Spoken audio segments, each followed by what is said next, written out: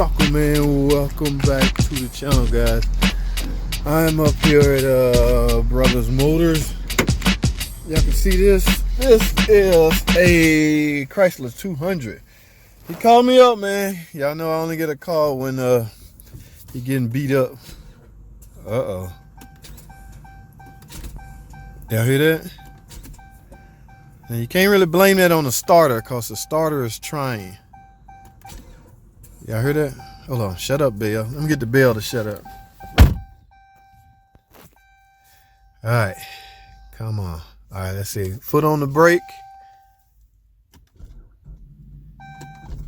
Yeah, I can feel it trying. So it's like the battery is low, and she just said the battery not that old. So guys, let's go take a look under the hood, because battery is a huge necessity as it relates to starting. Okay, so let's take a look at something. They only call me when they got problems, so this can't be something simple. All right, so I wonder, did they even try to jump it off? All right, I would hate to have to go get my jump box just to find out that the battery is dead and need a jump. Now we don't have that many problems with the alternator on this model because I think they end up changing vendors. So I'm gonna zone in on the battery for no starting. She said sometime it starts, sometime it don't, but it sounds like this battery is just dead. It's a Duralast. Look at this. Oh, it's on both of them. Y'all see this, guys? I warned you guys about this stuff. That looks like a little, look at that. It's not even tight. Wait a minute. Okay. Guys, this, wow. Man, I hate these things. I don't even know why I know why they sell them. This is the shim. This is this little, it looks like there's one on here too, but this one's tight. Guys, I do not believe in these unless it's an older model car. New cars, or the newer cars with the tighter electrical systems, it can't, look at that. It can't have no slip, no kind of poor communication, or no kind of poor contact. Okay, now the shim is sitting on there and the cable is just turning. Okay, now this is, I assume, all the way down, because he said, matter of fact, he told me the battery terminals was as tight as they're gonna get. Guys, no. All right, before I do anything, that is not good. You're never gonna get good contact like that. I mean, if you need a shim, you need a terminal. Okay, you need a battery with good posts, because sometimes, guys, even look how easy I took that out. Even these posts wears out. Okay, this is like aluminum, I think, and they got grease on here and everything. So over time, I guess so many on off, this will eventually wear down. You can't replace this post, I don't believe. So if it wears down to the point where the battery terminal won't even grab it tight anymore, it's time for a new battery. Okay, this can happen if you get a used battery that's still good. Okay, in other words, the battery will hold a charge and it will pass the load test and be considered a good battery, but the post be worn out. That will eventually turn it into a bad battery, because this is useless if these are not up to par, if the posts are not up to par. Okay. Oh wow. All right, guys, let me do this. I want to hear the car running before I make any kind of, let me go get my jump box, guys. Let me go to a quick break real quick. Let me go grab my jump box. I will be right back. All right, guys, I have my jump box here. God, I still ain't uploaded that review on this jump box. It's probably one of the best jump boxes I ever had. Okay. And I don't too much brag on stuff like that, but somebody did ask me. I highly recommend DSR. All right, but I want to hear this car running, whether I got good connection. Okay, see, I'm only at 8.7. That's not enough to start. So I assume with a good supply of voltage, this thing may crank up. All right, let's see.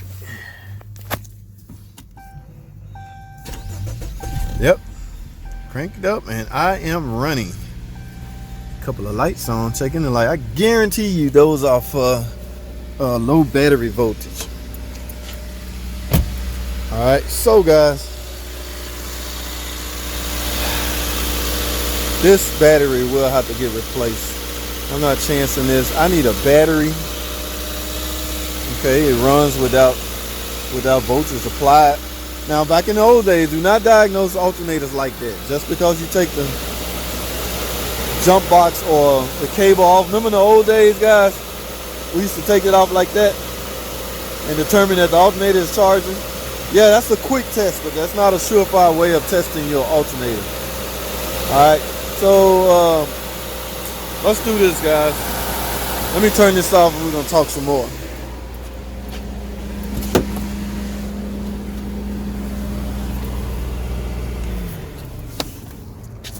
So guys, I'm going to go right up. I need a battery. This is all to start. Okay, we like to use the term here a lot, to start with, because that's basically what it is. It's hard to do any further diagnosis if the heartbeat of your electrical system is down. This is the heart and soul of the complete electrical system. Okay, this has to be up to par for anything else to work properly. Okay, a lot of things will work, but in order for it to work properly, it's looking for voltage. Y'all see all the fault codes that could come along with a low battery, voltage, low codes, all kinds of things. So I'm not going to play around with this, guys. I need some new terminals and a new battery. Now, the funny thing about this car, by the way, it's a Chrysler 200, but I'm talking in general. It applies to any car.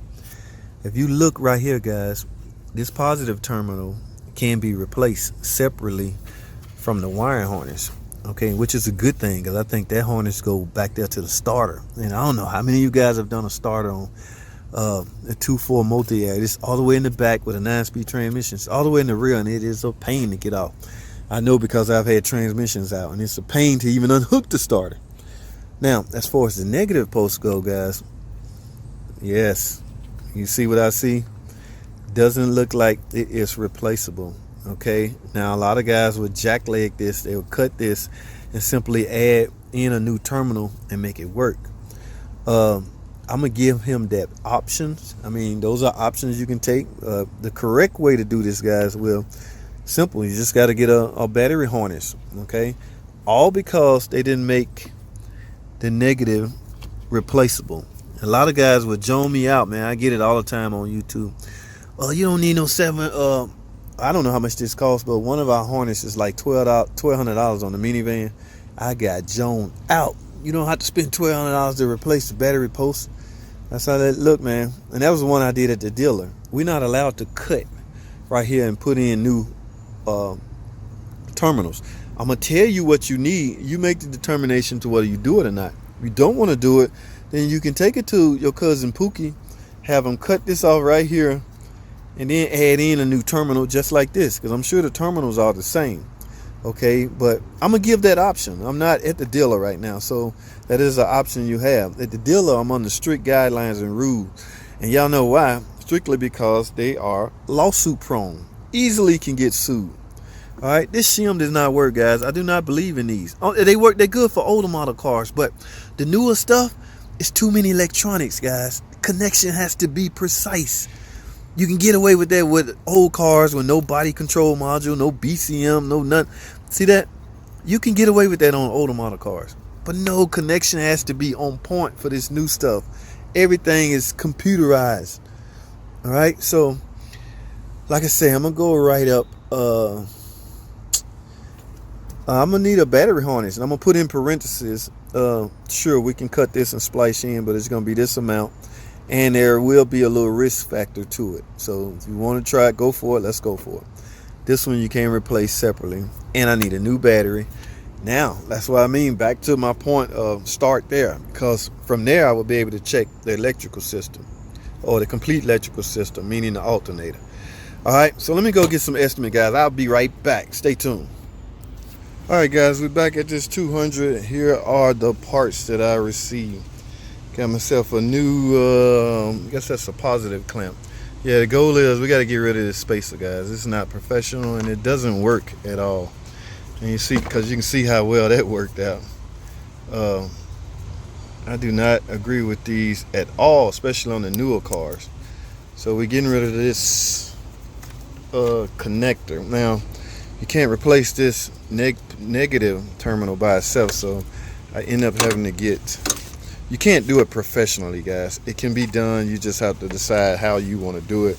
I just can't do it here. So, but this is what I had to get: a complete negative terminal wiring. Okay, ground. Okay, so once I remove the battery, and I got a new battery, guys, so I'm gonna have new terminals, new posts, new battery posts, along with new terminals, guys. This is fairly easy. Of course, I'm gonna remove the battery, remove all of this, pick it up, and just put the ground terminal in place, and that should about do it, guys. So let me go grab a few tools and let's get with it. All right, guys, here we go. I have the wheel well off, as you can see. That ground cable, guys, it's fairly simple. As you can see up top, first of all, I had to remove the wheel well, but as you can see, that's the positive, that's the ground post right there. It's just got a push clip right here and a 10 millimeter right here, and the ground, it's grounded to the transmission. Okay, so as you get all three of those off, that cable should come right out, guys. All right, let's get it.